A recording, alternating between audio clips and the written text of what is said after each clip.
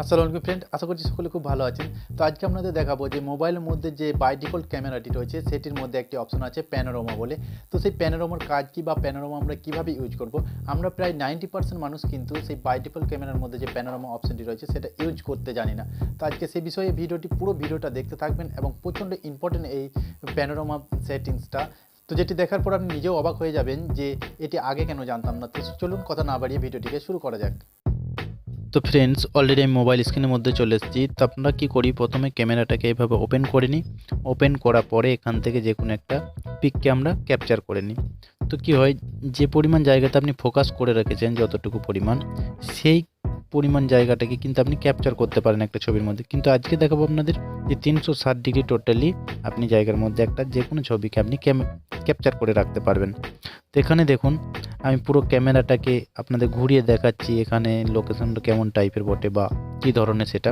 তো ধীরে ধীরে দেখুন আমি ক্যামেরাটা আপনাদের সামনে ঘোরাচ্ছি। এখানে দেখুন একটা পুকুর দেখতে পাচ্ছেন। এরপর ক্যামেরাটা এইভাবে আস্তে আস্তে সরিয়ে নিয়ে গিয়ে আপনাদের পুরো দৃশ্যটাকে দেখায়, তাহলে বুঝতে পারবেন। এবং সেই টোটাল দৃশ্যটা আমি একটা ছবির মধ্যে কিভাবে ক্যাপচার করব সেটাও আপনাদের দেখিয়ে দেব। তো দেখুন ধীরে ধীরে এরপর দেখুন মাঠ চলে আসছে কিছু। পুকুরের পাশে এই মাঠগুলো আছে, সবজি বাড়ি দেখতে পাচ্ছেন, এখানে সবজি লাগানো আছে বিভিন্ন রকম। এখানে যে পুরো টোটাল দৃশ্যটা, তো এরপর দেখুন এখানে আপনি পুকুরটাকে আবার চলে এলাম। তো এটা টোটালি আমার 360 ডিগ্রি হয়ে গেল। তো এখন আপনাদের দেখিয়ে দিচ্ছি যে এই 360 ডিগ্রি যে জায়গাটা দেখালাম আপনাকে কীভাবে একটা ছবির মধ্যে ক্যাপচার করুন। তো প্রথমে কি করবেন, এখানে ক্লিক করে দিলেন প্লে বাটনটাতে। এরপর আপনি ক্যামেরাটাকে ধীরে ধীরে ধীরে ধীরে এইভাবে কিন্তু ঘোরাতে থাকবেন। যখন ঘোরাচ্ছেন তখন দেখুন এখানে যে একটা অ্যারো চিহ্ন দেখতে পাচ্ছেন মিডিল পজিশনে, সেটা কিন্তু আস্তে আস্তে আস্তে আস্তে একদম সাইডে চলে যাচ্ছে দেখুন। তো যখন আপনার পুরো ক্যামেরা করা হয়ে যাবে তখন এটা অটোমেটিকলি স্টপ হয়ে যাবে, আপনার স্টপ করার প্রয়োজন হবে না। তো এখানে দেখুন অনেকটা পরিমাণ জায়গা কিন্তু এখানে ক্যাপচার করে নিল। তো এখানে ছবিটা হয়ে গেল। এরপর আপনাদের ছবিটাকে আমি ওপেন করে দেখাচ্ছি। তো দেখুন এখানে অনেকটা পরিমাণ জায়গা কিন্তু একসঙ্গে ক্যাপচার হয়ে, এটা আপনার দেখতে একটু খারাপ লাগছে, কিন্তু এটা টোটালি আপনি আপনার ক্যামেরা থেকে ফুল এইচডি কোয়ালিটির এই ছবি আপনি তুলতে পারবেন 360 ডিগ্রি। তো দেখুন কতটা পরিমাণ জায়গা ধরে এই একটা ছবির মধ্যেই সমস্ত দৃশ্যটা এখানে দেখতে পাচ্ছেন।